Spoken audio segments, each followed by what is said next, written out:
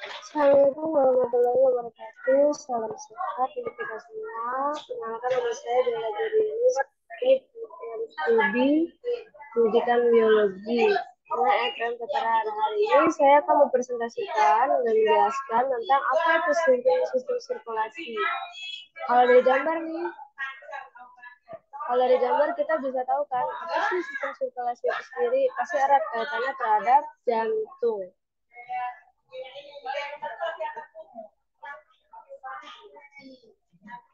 Nah, sistem peredaran darah pada manusia berikut adalah peta konsepnya. Yang akan saya jelaskan itu meliputi darah, alat peredaran darah, dan penyakitnya. Yang pertama, darah. Darah itu terdiri dari komponen darah, golongan darah. Komponen darah yang kita tahu itu, kalau kita tarik lagi dengan pelajaran IPA SMP, pasti masih pada ingat kan komponen darah itu apa aja. Yang pertama, ada plasma darah dan sel darah. Nah, sel darah itu dibagi lagi jadi sel darah merah, sel darah putih, dan keping darah. Golongan darah, kalau kita ingat golongan darah itu ada golongan darah apa aja sih? Ada golongan darah A, B, dan O. Nah, alat peredaran darah atau si organnya ini sendiri itu ada jantung dan ada pembuluh darah. Jantung itu kalau kalian ingat, jantung manusia itu terdiri dari berapa ruangan? Itu terdiri dari 4 ruangan. Nah, terus ada pembuluh darah. Pembuluh darah itu dibagi menjadi berapa sih? Ada 2. Ada pembuluh vena dan arteri. Nah, kelainan dan penyakit pada sistem peredaran darah itu banyak banget, dan kita pasti udah sering dengar ya dari berita, dari keluarga kita yang mungkin ada penyakit, bahkan atau dari drama atau apapun ya. Nah, ini sistem peredaran darah pada manusia. Darah adalah substansi berwarna merah yang terdapat dalam pembuluh darah. Warna merah ini juga berubah-ubah. Kenapa berubah-ubah? Ini tergantung dari kadar oksigen yang beredar pada darah kita. Kalau warna merah segar, pasti oksigennya tinggi. Sedangkan warna merah pucat atau merah yang nggak segar, merah muda, itu berarti kadar oksigen pada darah itu sangat rendah. Di dalam tubuh itu mengalir sekitar kurang lebih 6 liter darah. Darah pada manusia itu terdiri dari komponen yang itu ada sel darah yang tadi sudah saya jelaskan, ada sel-sel darah dan plasma darah atau cairan darah. Nah, sistem sirkulasi itu ada hubungannya sama sistem ekspresi. Kalau kalian ingat, darah, siapa sih yang mencuci darah atau yang membersihkan darah itu siapa sih? Ginjal. Ginjal itu adalah si penyaring darah. Sedangkan kalau sistem sirkulasi itu adalah dia yang mengedarkan darah ke seluruh tubuh ataupun dari seluruh tubuh kembali lagi ke jantung.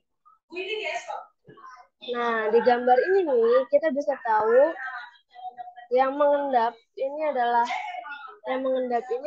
sel darah, sedangkan yang di atas yang agak bening itu adalah cairan darah atau plasma darah. Ya, air yang terkandung pada darah itu sekitar 90-92%. Dengan zat-zat terlarut sekitar 7-8% yang mengandung ada protein, garam mineral, bahan organik, sisa metabolik, hormon, dan gas. Biasanya kalau untuk plasma darah itu cairannya berwarna kuning pucat.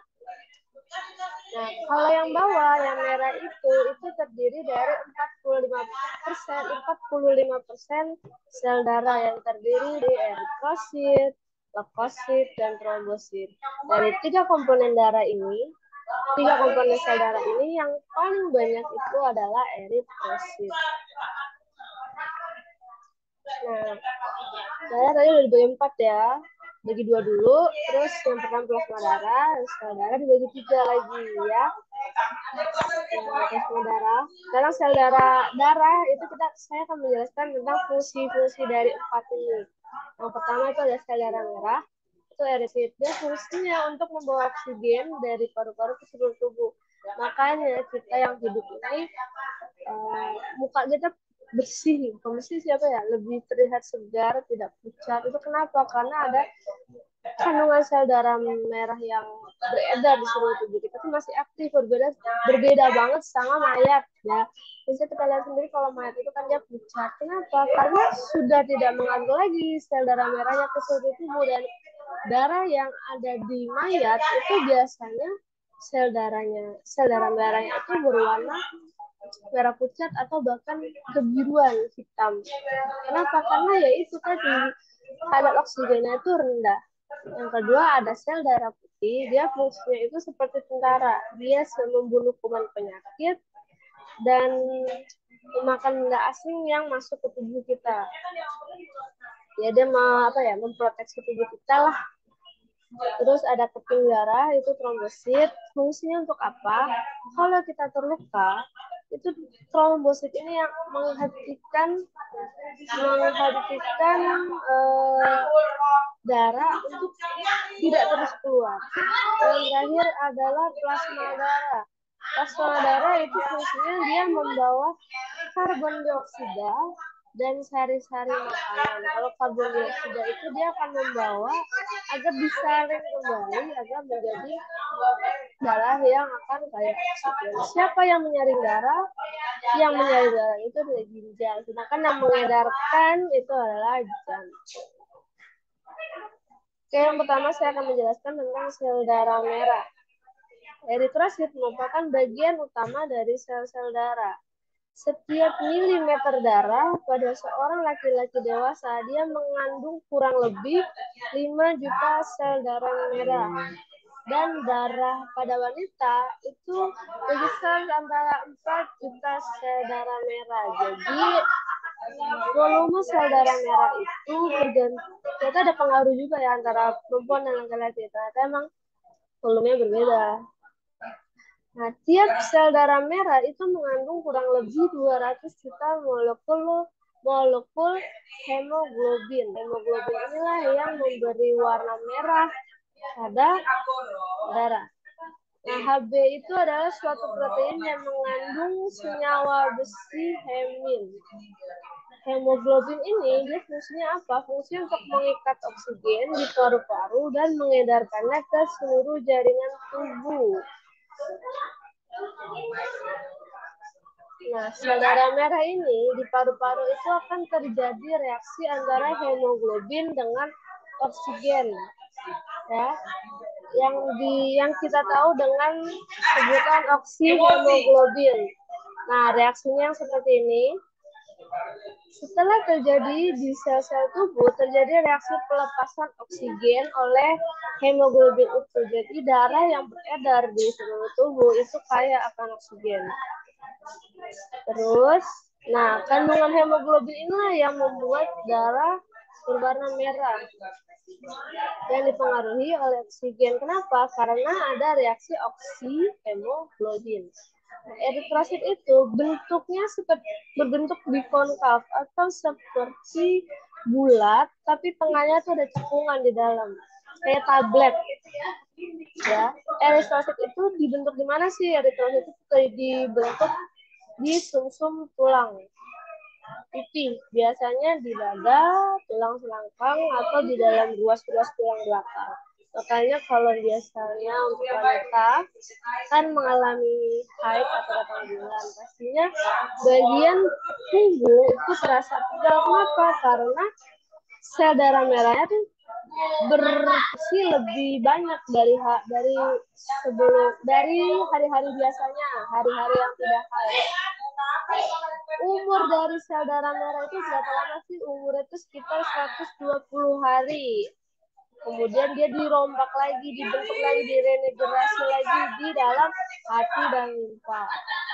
Nah, sekarang lepasit, darah, sel darah putih. Fungsi utamanya apa sih? Untuk sistem pertahanan melalui fagositosis dan pembentukan antibodi. Sifat leukosit itu ada 4, yaitu yang pertama Yang pertama itu adalah bersifat kemotaksis. Apa sih kemotaksis itu? Kemotaksis itu adalah kemampuan stuk sel darah putih mendekati sinyal kimia dari benda asing atau sel tubuh yang abnormal. Jadi kalau misalnya ada benda asing atau sifatnya kimia, itu pasti akan dihancurkan oleh sel darah putih. Yang kedua ada diapedesis, yaitu kemampuan sel darah putih dia keluar dari pembuluh darah menuju jaringan yang mengalami infeksi. Misalnya kalau kita jatuh dibekukan oleh darah kita dibekukan oleh darah. Luka yang terdapat di permukaan kulit agar tidak terjadi infeksi. Sel darah putih inilah yang membantu untuk menghentikan atau mencegah agar tidak terjadi infeksi. Yang ketiga, amoeboid. Apa sih amoeboid itu? Amoeboid itu dia bergeraknya seperti amuba. Amuba itu kan seolah-olah dia bergerak, jadi bergeraknya semu. Fagositosis, dia dapat memakan benda asing. Jadi kuman, penyakit, virus itu dimakan oleh sel darah putih. Tapi jika sel darah putih jumlahnya banyak, itu juga berakibat tidak bagus, karena sesuatu yang berlebihan itu tidak bagus. Kenapa?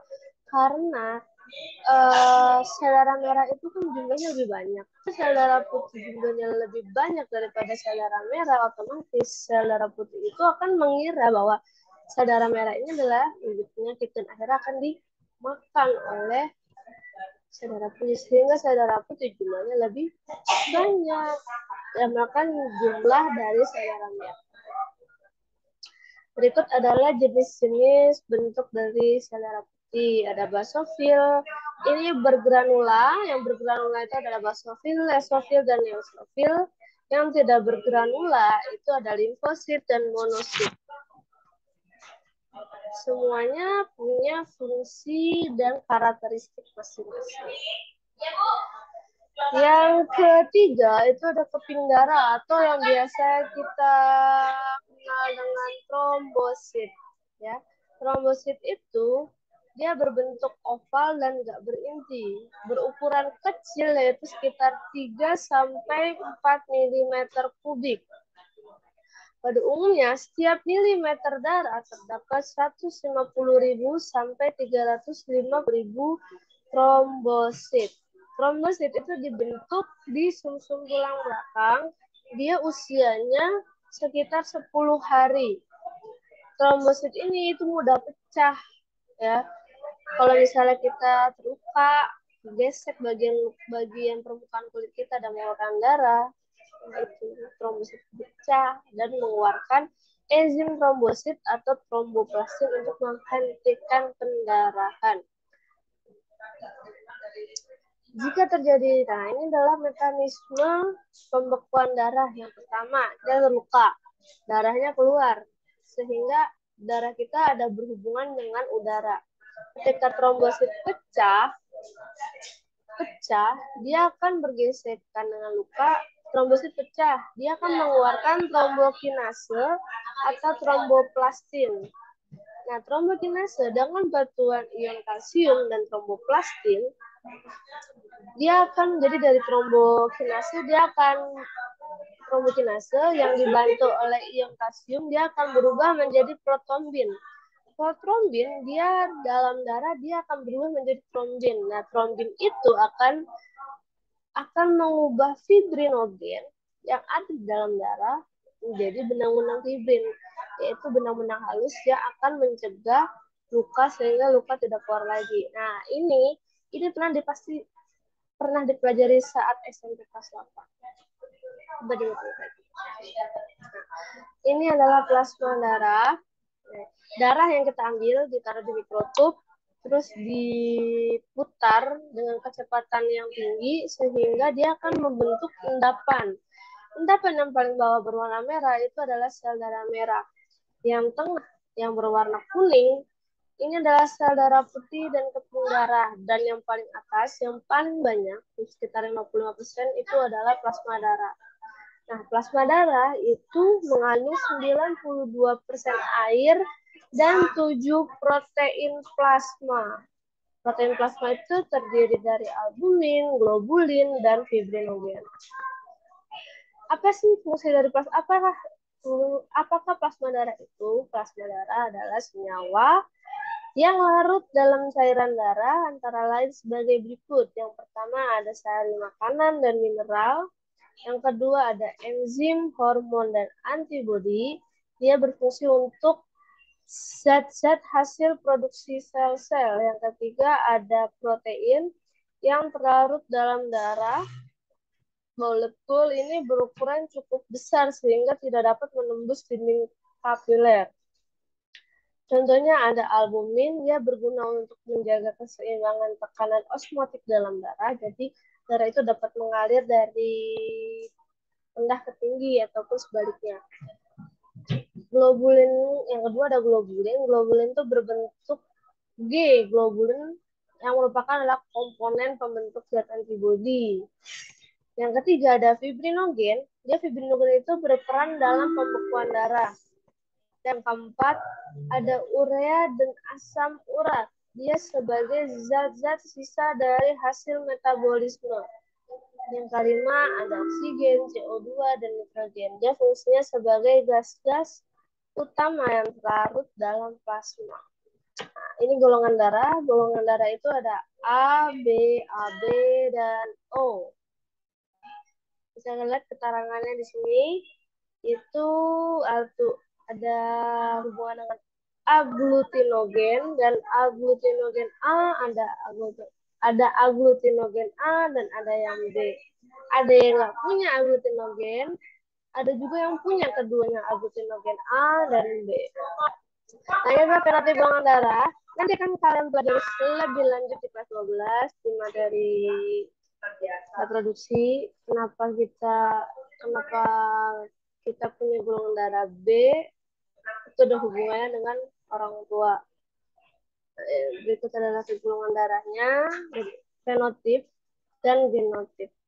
Nah, kemungkinan macam sel gametnya yang di sebelah sini, misalnya orang tua kita golongan darahnya A. A itu ada dua. Ternyata ada IA, dan ada IA, IO. Bisa menghasilkan anak yang bergolongan darah A dan O. Begitu juga dengan B, AB, dan O. Nah, untuk golongan darah, aglutinogen untuk golongan darah A itu hanya punya A. Kalau B punya B. Kalau AB dia punya keduanya, sedangkan O dia nggak punya. Kalau aglutinin itu kebalikannya. Kalau golongan darah A dia punya beta.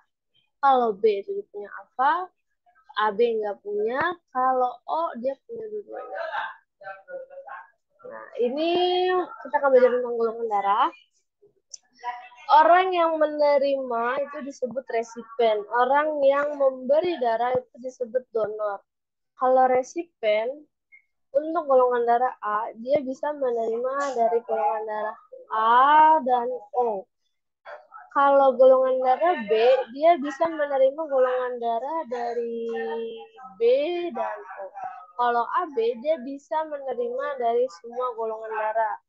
Kalau O, dia hanya bisa menerima golongan darah O aja. Nah, kalau orang yang memberi darah itu disebut donor kan.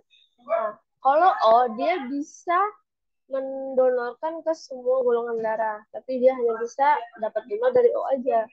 Kalau A dia bisa mendonorkan ya hanya ke A aja. Kalau B ya dia hanya bisa mendonorkan ke B. Kalau AB cuma bisa donorin ke AB aja. Untuk resus itu atau pengelompokan darah dan sistem resus itu dibagi dua. Ada positif, ada negatif. Berdasarkan sistem ini, ada serum anti-resus. Kalau resus positif, berarti adanya penggumpalan darah pada darah. Kalau resus negatif, itu kebalikannya, nggak ada gumpalan pada darahnya. Nah, fungsi darah itu dia mengangkut oksigen dari paru-paru ke seluruh jaringan tubuh. Mengangkut sari-sari makanan dari usus ke jaringan tubuh. Siapa fungsi dari ini adalah plasma darah. mengangkut karbon dioksida dari jaringan tubuh ke paru-paru. Kenapa dibawa ke paru-paru? Agar karbon dioksida itu tidak terikat oleh sel darah. Kenapa nggak boleh? Karena nanti kita akan mati. Terus mengangkut hasil ekspresi siapa? Ginjal. Dari jaringan tubuh ke ginjal. Kan ginjal itu dia menyaring darah, darahnya bersih. Ketika darahnya bersih, kan darah itu akan jalan ke akan mengalir ke jantung. Di jantung dialirkan lagi melalui proses sistem peredaran darah.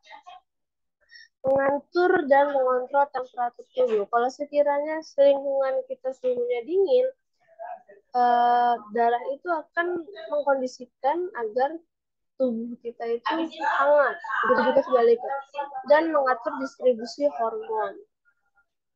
Nah, jantung itu terletak di sebelah kiri bagian atas, besarnya kira-kira sekepalan tangan, beratnya kurang lebih 300 gram. Otot jantung dia bekerja di bawah sadar atau tidak ada pengaruh kesadaran. Karena kenapa? Apa contohnya ketika kita tidur semua tubuh itu istirahat, tapi jantung tetap bergerak memompa darah ke seluruh tubuh. Jantung itu memiliki 4 ruang, ada serambi kiri, serambi kanan, bilik kiri, dan bilik kanan. Tugas-tugas pada bagian jantung kan ada 4 ya, ada serambi kanan, serambi kiri, atrium kanan, atrium kiri. Serambi kanan itu ketika berkontraksi dia akan menerima darah yang kaya akan O2. Biasanya yang kanan-kanan nih, yang bilik kiri, bilik kanan, serambi kanan, bilik kanan, biasanya dia ada hubungannya dengan darah yang kaya akan karbon dioksida. Saat dia relaksasi, dia akan mengeluarkan darah yang kaya akan CO2 menuju bilik kanan. Kalau serambi kiri, dia saat berkontraksi, dia akan menerima darah yang kaya akan oksigen dari paru. Saat dia relaksasi, dia akan mengeluarkan kaya oksigen menuju bilik kiri. Nah, bilik kanan, sekarang kita bahas ke bilik kanan. Bilik kanan dia akan mengembang dan berkontraksi menerima darah yang kaya akan CO2 dari serambi kanan. Saat mengkuncup, relaksasi mengeluarkan darah yang kaya akan CO2 menuju paru-paru untuk dibersihkan. Bilik kiri, dia ketika kontraksi akan menerima darah yang kaya akan oksigen dari serambi kiri. Saat berelaksasi atau mengeluarkan darah yang kaya akan oksigen menuju ke seluruh bagian tubuh. Berarti prosesnya dari serambi kanan, terus ke serambi kiri, serambi kanan, masuk bilik kanan, ke serambi kiri, dan ke bilik kiri. Nah, ini adalah peredaran darah besar dan darah kecil. Perbedaannya apa sih? Perbedaannya itu, kalau darah besar berarti dia ada hubungannya sama seluruh tubuh. Dari jantung, seluruh tubuh, baru lagi jantung. Jantung. Peredaran darah besar, kalau dia kayak akan oksigen, CO2 berarti dia masuknya ke serambi kiri dulu. Masuk ke tubuh, kembali lagi ke jantung. Kalau darah kecil, dia balik-baliknya dari jantung, paru-paru, jantung. Nih. Yang kaya akan CO2 dan oksigen, ini di paru-paru ya. Yang ini paru-paru, ini serambi. Ini ya, jantung maksudnya. Yang serambi kiri ada serambi kiri, bilik kanan, serambi kanan. Yang biru ini, yang biru adalah yang kaya akan oksigen. Dia paru-paru nih. Kalau yang ke seluruh tubuh, dia akan beredar, masuk lagi, dan ke seluruh tubuh. Dari beredar ke seluruh tubuh, dari otak hingga paru-paru berkat keberadaan jantung. Ada pembuluh kapiler, yaitu peredaran darah utama. Ada aorta, yang pembuluh. Ini adalah vena atau pembuluh darah di paru-paru. Ini pembuluh arteri pada paru-paru. Sekarang kita ke peredaran darah. Yang Ada 3, ada pembuluh nadi, pembuluh balik, ada arteri, ada vena, ada kapiler.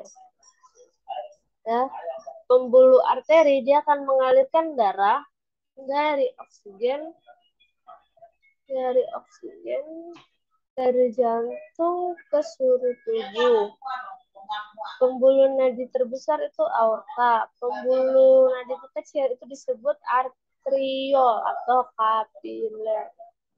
Apa dibagi lagi? Ada pembuluh balik atau vena, dia mengeluarkan darah kotor yang kaya akan CO2 dari seluruh tubuh ke serambi kanan. Setelah itu mengalirkan darah dari paru-paru menuju melalui atau perantaranya itu pembuluh balik di paru-paru. Yang ketiga ada kapiler. Kapiler itu dia adalah pembuluh darah yang berukuran lebih kecil sebagai perpanjangan atau sebagai dia itu kayak jembatan kali ya antara nadi dan dinding sel pada pembuluh ini bersifat permeabel sehingga cairan tubuh pada zat-zat terlarut dapat keluar masuk melalui dinding selnya. Lalu terjadinya pertukaran oksigen, karbon dioksida, zat-zat makanan, serta hasil-hasil ekskresi. Hasil ekskresi berarti ada hubungannya antara darah ya antara jantung dengan jantung yang sebagai organ jantung ini sebagai organ apa peredaran darah dan si ginjal itu sebagai alat yang penyaringnya nyaring darah jadi darahnya itu tetap bagus tetap segar. Apa sih perbedaan arteri dan vena? Arteri dindingnya itu tebal dan elastis, sedangkan vena itu dindingnya tipis dan kurang elastis. Kalau arteri dia akan memiliki satu katup di pangkal arteri. Kalau vena dia memiliki banyak katup dan terletak di sepanjang vena. Yang ketiga terletak di bagian dalam tuh arteri nih bagian dalam nih berarti yang jantung. Kalau vena itu dekat permukaan tubuh. Pasti kita sering lah ngambil darah, pernah lah sekali 2 kali ya ambil darah sini. Kalau anak kecil sama juga di sini. Nah, tekanannya tuh kuat sehingga denyutnya terasa. Kita bisa asal pegang ya. Kalau vena tekanannya lemas sehingga susah untuk dideteksi atau nggak kerasa. Nah, kalau arteri dia akan membawa darah yang kaya akan oksigen. Kalau vena dia akan membawa darah yang rendah oksigen, itu dia lebih banyak karbon dioksidanya. Kalau arteri dia jika terluka darahnya memancar. Memancar itu seperti semprotan air. Kalau menetes tuh ya seperti tetesan aja. Nah, penyakit pada aliran darah yang pertama banyak ya, kalau kita tahu ada anemia. Ya, contohnya anemia itu dia kurang darah. Kenapa dibilang kurang darah? Berarti dia kurang makan yang mengandung zat besi.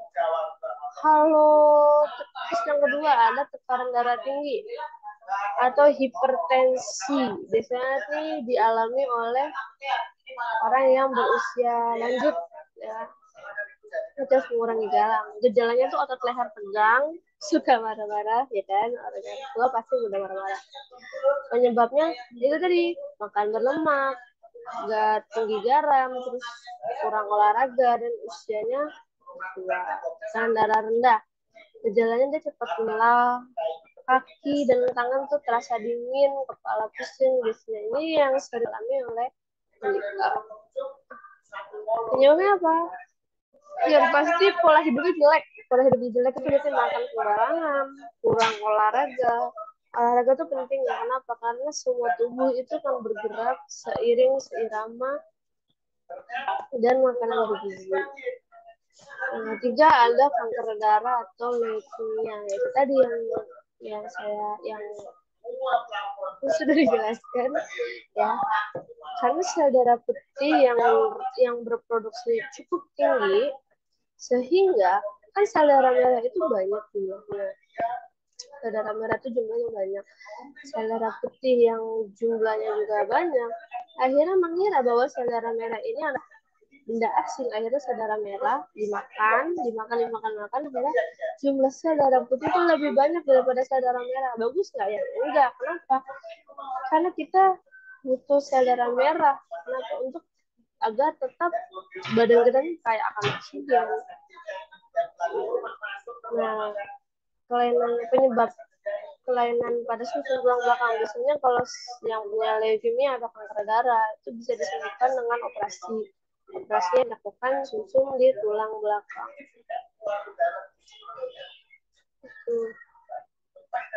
Sekian, terima kasih. Kurang lebihnya mohon maaf. Wassalamualaikum warahmatullahi wabarakatuh.